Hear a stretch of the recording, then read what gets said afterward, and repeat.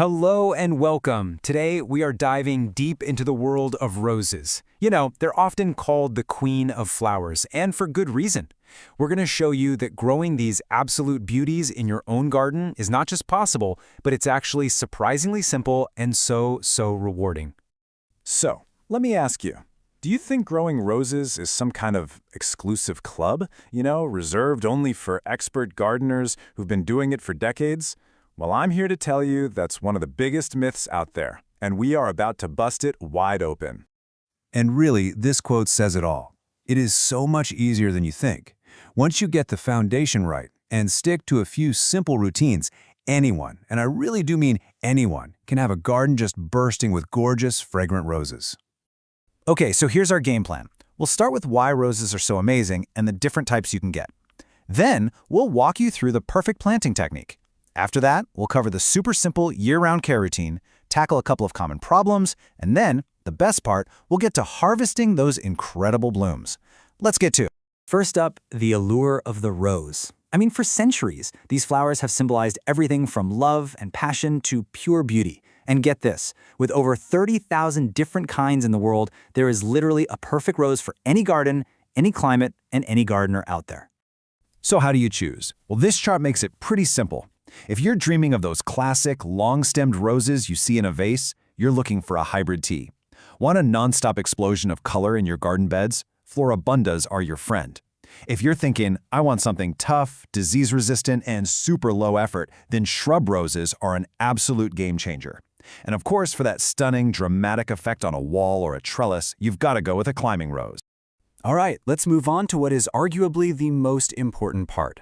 Section 2, planting for success. Getting this part right is like building a strong foundation for a house. You do it well just one time, and believe me, your rose will thank you for years and years to come. Okay, so roses are total sun worshipers. They need at a minimum 6 hours of direct sun to really pump out those amazing flowers. They also hate having wet feet, so your soil has to drain well. And whatever you do, don't crowd them. Giving them space for good airflow is like giving them a natural shield against common fungal diseases. Now here's a little bit of gardener lingo you'll want to know, the bud union. Just think of it as the little knobby spot where the fancy rose variety is joined to its tough, hardy root system. And the rule of thumb is super simple. If you live somewhere with cold, frosty winters, you're going to want to bury this little knob a couple of inches underground. It's like tucking it in with a protective blanket against the cold. And this breaks down the planting process perfectly. First, dig a hole that's nice and wide, not necessarily super deep. Then, mix in some good organic compost to give it a nutrient-rich head start. Pop your rose in, double-check that bud union level we just talked about, fill the soil back in, and then give it a really deep drink of water. To finish it all off, add a nice layer of mulch to lock in all that good moisture. All right, on to Section 3, seasonal care. Once your rose is happily in the ground, keeping it that way is all about a simple, predictable routine. And don't worry, this isn't some daily chore. It's really just a few key tasks sprinkled throughout the year. This timeline lays it all out beautifully. Late winter is when you give it the big haircut, the hard prune, which encourages strong new growth. Spring is basically breakfast time. You give it its first good feed. Summer is all about watering and deadheading, which is just a fancy word for snipping off the old, used-up flowers to make way for new ones. A little snack, a second feed, in midsummer keeps the flower show going, and then it's just a light tidy-up before it goes to sleep for the winter. Now, how you water really matters. For your roses planted in the garden, you want to give them a deep soak maybe once or twice a week. This encourages the roots to grow way down deep, which makes the whole plant tougher. But roses in pots? That's a whole different story. They can dry out in a single hot afternoon, so you'll need to check on them way more often, maybe even every day. Pruning can feel, well, a little intimidating, right? But it doesn't have to be. Just remember the 3 Ds. Look for any wood that is dead, damaged, or diseased. Seriously, that's it. Your main goal is just to clean up the plant and open up its center for better airflow. If you remove those 3 things, you've already done 90% of the job perfectly. Okay, next up, let's talk troubleshooting. Look, every single gardener, from beginner to expert, deals with a few pests or diseases. The absolute key is not to panic. Most common rose problems are actually really easy to manage, especially if you catch them early, and you can often do it without any harsh chemicals. Ah, aphids. Yes, These tiny little sap-sucking critters are probably the most frequent uninvited guests you'll find on your roses. You'll usually spot them all clustered together on new buds and tender new shoots. But the good news is you've got plenty of options. A lot of the time, just a strong jet of water from your hose is enough to blast them right off. For a small group, you can literally just squash them with your fingers.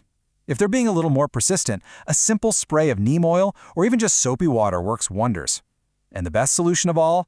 Attract ladybugs to your garden. They're absolute eating machines when it comes to aphids. The other common headache you might run into is something called black spot. It's a fungal disease that, well, just like the name says, it causes black spots on the leaves. Eventually, those leaves turn yellow and fall right off. It absolutely loves damp, humid conditions. But the key here is prevention. Remember how we said to water the soil, not the leaves? This is why. You want to keep those leaves as dry as possible. As soon as you see a spotted leaf, pluck it off and throw it straight in the trash, not the compost pile. This simple bit of garden hygiene, plus that good airflow from proper pruning, will keep black spot from ever becoming a major issue. And that brings us to our final section, enjoying the fruits of your labor and getting your plant all tucked in for its winter nap. This is where all that simple, easy care pays off in a big, beautiful way. So, if you want to bring those gorgeous blooms inside, here's the secret to making them last. Cut them early in the morning when they're plump and full of moisture. Look for a bud that's just starting to unfurl its petals, not one that's already wide open. And here's a pro tip. Make your cut just above a set of 5 leaves. This will actually encourage the plant to send out a brand new flowering shoot from that exact spot. How cool is that? And here's a really fun fact. Roses aren't just for looking at. Those fragrant petals are actually edible and can be used to make everything from jellies and syrups to teas. And after the flowers fade in the fall, many roses produce hips. That's the fruit of the rose, which are absolutely packed with vitamin C and can be made into a delicious tangy tea or syrup. Okay, now for a very, very important disclaimer. What we're talking about here is not medical advice. If you are planning to eat any part of your roses, you must be 100% certain they have been grown organically without any systemic pesticides. Never, ever eat roses from a florist, and always double-check that your specific variety is safe to consume. Safety first. And finally, please don't panic when winter arrives and your beautiful rose bush suddenly looks like a bunch of sticks. It's not dead. Roses are perennials. This means they go into dormancy, which is basically a deep sleep, to survive the cold. All winter long, they're just resting and storing up energy in their roots, getting ready for an explosive comeback in the spring. So, there you have it. You are officially armed with all the knowledge you need to go out there and grow beautiful roses successfully. The only question left is, what color are you going to plant first? Thanks so much for watching.